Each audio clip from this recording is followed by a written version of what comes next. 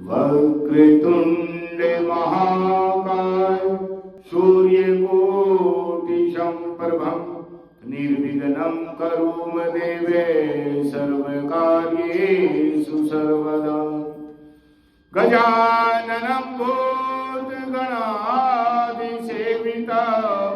कपेति जम्बूफलचारुभक्षणम् उमासुतं शोकविनाशकारिकां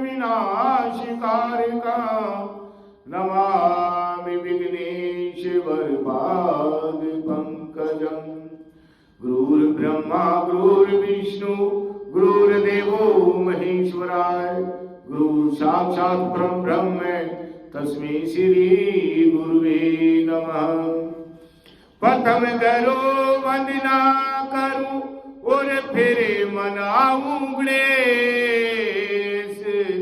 सिमरू माता सरस्वती मेरे कंठ करो परवेश। श्रीमन्नारायण नारायण नारायण श्रीमन्नारायण नारायण नारायण श्रीमन्नारायण नारायण नारायण श्रीमन्नारायण नारायण नारायण श्रीमन्नारायण नारायण नारायण श्रीमन्नारायण नारायण लक्ष्मी नारायण नारायण नारायण लक्ष्मी नारायण नारायण नारायण। बोले विष्णु भगवान की, बोलिए कार्तिक मास की, बोलिए गंगे मैया की, बोलिए तुलसी माता की। 22वां अध्याय विष्णु दास और चोल नर पे कीनी सच्ची भक्ति बैकुंठ को प्रस्थान कर देखी भरत की शक्ति। अब गण बोले कि एक समय विष्णुदास नित्य कर्म कर रहा था। नित्य कर्म किसको बोलते हैं? हाँ, डेली का हमारा शौच इत्यादि पूजा पाठ संध्या तर्पण इत्यादि ये नित्य कर्म होते हैं जो हमें डेली करने ही चाहिए। तो वह नित्य कर्म कर रहा था। इसी बीच उसका बनाया हुआ भोजन कोई मनुष्य छिपाकर चुरा कर ले गया।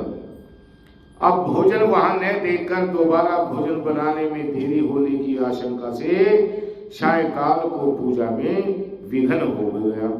विघ्न हो जाएगा, उसने भोजन नहीं बनाया। दूसरे दिन फिर रसोई तैयार कर भगवान के भोग की तैयारी की, किंतु भोजन को कोई फिर चुरा ले गया।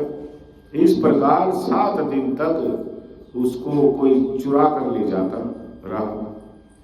अब वह विश्व करता हुआ अपने मन में विचार करने लगा कि यह सन्यासी का स्थान है, इसका त्याग तो करूंगा नहीं, किंतु रसोई बनाऊं तो सायंकाल की पूजा कैसे हो, क्योंकि रोज जो भोजन बनाता और कोई चुरा ले जाता। पाक बताकर बिना भगवान के भोग धरे भोजन करना वैष्णवों को भी उचित नहीं है। बगैर भगवान को भोग लगाए अपने आप खाना वो वैष्णवों को उचित नहीं है। हम वैष्णव हैं तो सभी को जो है भगवान का भोग लगाकर ही उस प्रसाद को ग्रहण करना चाहिए।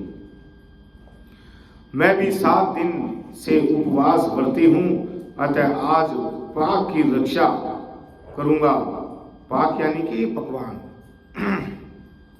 पाक की रक्षा करूंगा।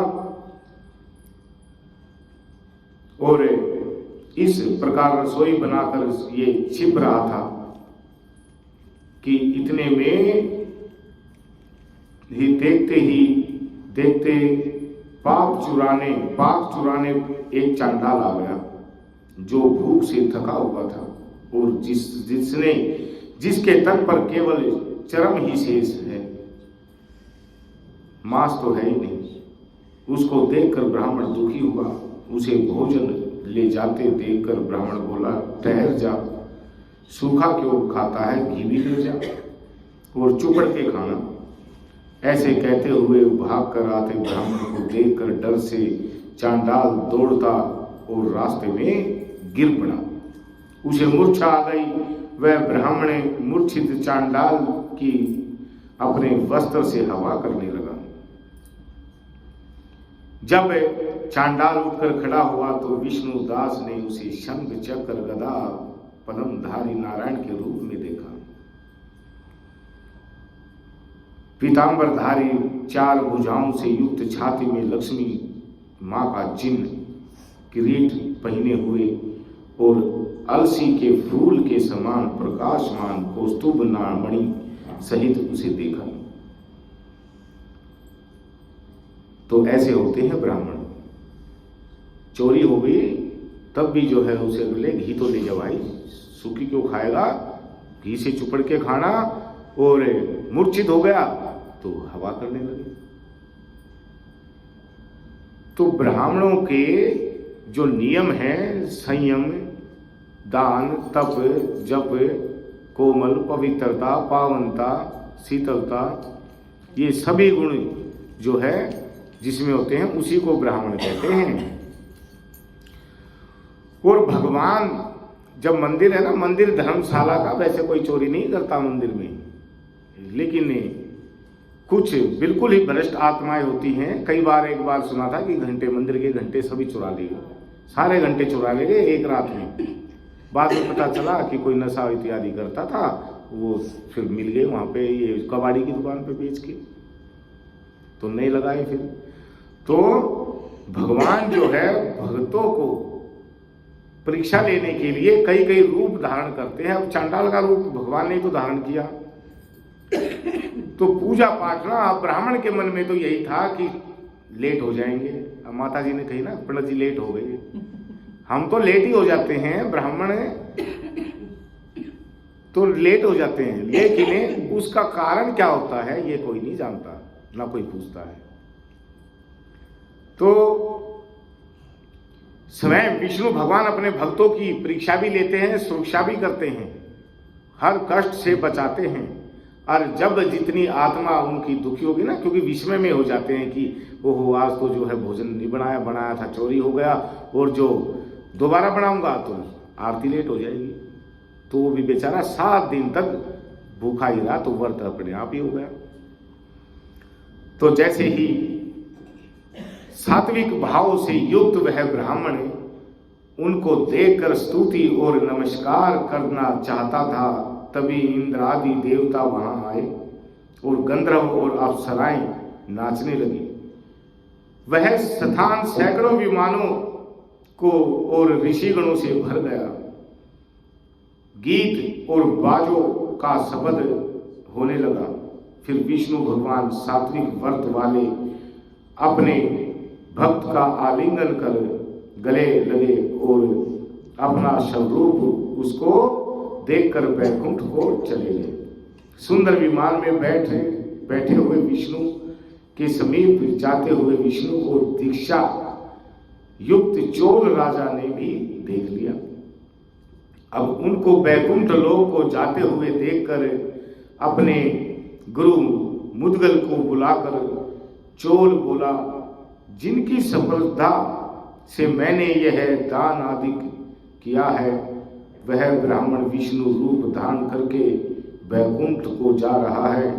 विष्णुदास की भक्ति से ही भगवान ने उसको दर्शन दिया, इसलिए दान यज्ञ से भगवान विष्णु प्रसन्न नहीं होते हैं, वे भक्ति से ही भक्त प्रसन्न प्रतीत होते हैं। गण बोले कि तब राजा ने अपना भांजा गद्दी पर बैठाया। वह बचपन से ही यज्ञ की दीक्षा ले रहा था, इसी से उसके कोई भी पुत्र नहीं था। इससे अब तक उसके देश में भांजे ही राज्य के अधिकारी होते हैं। चोल अपनी यज्ञशाला में जाकर अग्नि के आगे स्थित होकर विष्णु से प्रार्थना करने लगा कि हे विष्णु, मुझको वाणी और कर्म से स्थित भक्ति दो। यह कहकर सबके देखते ही देखते अग्नि में कूद पड़ा और मुद्गल ने क्रोध से अपनी शिखा उखाड़ कर उस अग्नि में डाल दी।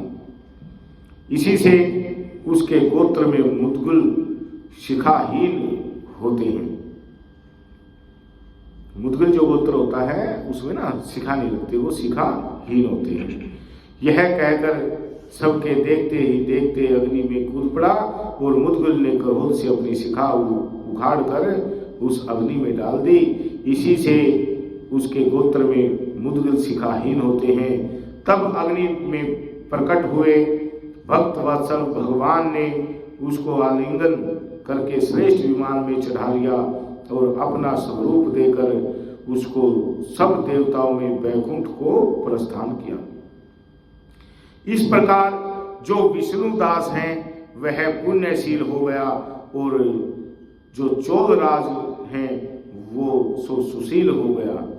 ये समान रूप वाले दो भगवान के द्वारपाल बने। बोले विष्णु भगवान की। अब जय विजय और पुण्यशील और सुशील, ये दो क्या हैं? द्वारपाल हैं। यही चलते आ रहे हैं, यही पृथ्वी पे जन्म लेते हैं, लीलाएं करते हैं। भगवान जो हैं इनको फिर अपने पास ले जाते हैं। शुंभ निशुंभ, रावण कुंभकर्ण, मधु कैटभ, ये जैसे बताया आप चोलराज और विष्णुदास, ये पुण्यशील और सुशील बने। तो ऐसे ही भगवान की लीलाएं हैं। इन भगवान की लीलाओं का गान कथा इत्यादि करने से ही भगवान की भक्ति प्राप्त होती है। और भक्ति जो है वो भाव, भक्ति के लिए तो भाव सबसे जरूरी है।